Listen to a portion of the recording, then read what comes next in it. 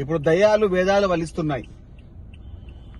తలసాని శ్రీనివాస్ యాదవ్ గారు 2019 నుంచి 23 వరకు మంత్రిగా ఉండే, దానికన్నా ముందు మంత్రిగా ఉండే,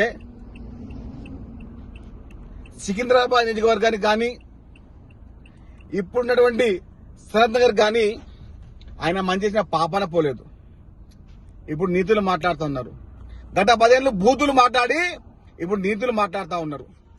తలసాని శ్రీనివాస్ యాదవ్ గారు, మీరు రేవంత్ రెడ్డి గారి గురించి మాట్లాడే అర్హత మీకు లేదు. ముందుగా బేషరతుగా గొల్ల కుర్మ కులస్తులకు మీరు క్షమాపణ చెప్పి తీరాల్సిందే.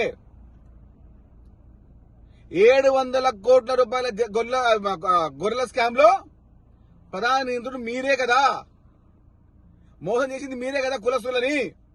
ఇప్పుడు మీరు మాట్లాడుతున్నారు ముఖ్యమంత్రి రేవంత్ రెడ్డి గారి కోసం. అన్ని వర్గాలను ఆదుకున్న నాయకుడు ఎల్లమల రేవంత్ రెడ్డి గారు. మీరు కులానికి ద్రోహం చేసిన వారు.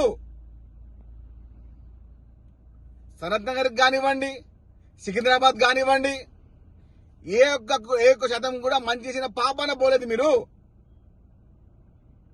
కాబట్టి తలసాని శ్రీనివాస్ యాదవ్ గారు, మీరు సికింద్రాబాద్ కి సనత్ కి పట్టిన శని, పట్టిన చీడ, పట్టిన పీడ.